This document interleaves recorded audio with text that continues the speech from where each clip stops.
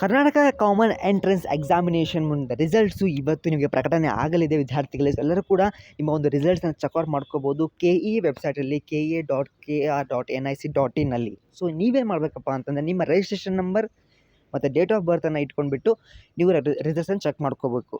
ಅದರ ಆಧಾರ ಮೇಲೆ ನಿಮಗೆ ಕಾಲೇಜ್ ಸಿಗುತ್ತೋ ಅಥವಾ ಇಲ್ಲೋ ಅಂತ ನಿಮಗೆ ಗೊತ್ತಾಗುತ್ತೆ. ಕಾಲೇಜ್ ಸಿಕ್ಕಿದರೆ ನೀವು ಯಾವ ರೀತಿ ಡಿಸಿಷನ್ ಮಾಡ್ಕೋತೀರಾ, ಸೊ ಥಿಂಕ್ ಟ್ವೈಸ್ ಥ್ರೈಸ್ ಆ ಕಾಲೇಜ್ ಹೋಗಬೇಕು ಬೇಡ, ಡೊನೇಷನ್ ಇದೆಯೋ ಇಲ್ವೋ, ಅಥವಾ ನಿಮಗೆಲ್ಲ ಫೆಸಿಲಿಟೀಸ್ ಎಲ್ಲ ಕೂಡ ಇದ್ದಾವೆ ಇಲ್ವೋ ಅವೆಲ್ಲ ನೋಡ್ಕೊಂಡ್ಬಿಟ್ಟು ನೀವು ಡಿಸಿಷನ್ ಮಾಡ್ಕೊಳ್ಳಿ. ಸುಮ್ಮನೆ ಸಿಕ್ಕಿದೆ ಅಂತ ಹೋಗೋದಲ್ಲ. ಓಕೆ, ಅದರ ಆಧಾರ ಮೇಲೆ ಯು ಕ್ಯಾನ್ ಸ್ಟಿಲ್ ಇನ್ನೊಂದು ರೌಂಡ್ ಇರುತ್ತೆ, ಸೆಕೆಂಡ್ ರೌಂಡ್ಗೆಲ್ಲ ಕೂಡ you can decide your college. Okay, so ಯಾರು ಕೂಡ ಗಡಿಬಿಡಿ ಮಾಡ್ಲಿಕ್ಕೆ ಹೋಗಬೇಡಿ.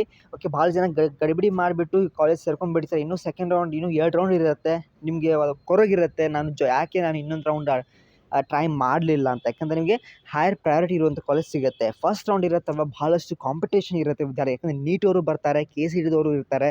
So will be having more competition. ಅದಕ್ಕೆ ನಿಧಾನವಾಗಿ ನೀವು ಹೆಜ್ಜೆ ಇಡಿ, ನಾನು ನಿಮ್ಮ ಜೊತೆ ಇದ್ದೇ ಇದ್ದೇನೆ. ಸೊ ಏನೇ ಪ್ರಶ್ನೆ ಇದ್ರೂ ಕೂಡ ಕಮೆಂಟಲ್ಲಿ ನಿಮಗೆ ರಿಪ್ಲೈ ಮಾಡ್ತೇನೆ. ಓಕೆ, ಸೊ ಸೂನ್ ನಿಮಗೆ ಸೊ ರಿಸಲ್ಟ್ಸ್ ಔಟ್ ಆಗಲಿದೆ 2 ಗಂಟೆಗೆ. So let's see around 2 or 2:30. Okay, so like ಮಾಡಿ, ಬೆಸ್ಟ್ ಫ್ರೆಂಡ್ಸ್ಗೆಲ್ಲ ಕೂಡ ಶೇರ್ ಮಾಡ್ಕೊಳ್ಳಿ.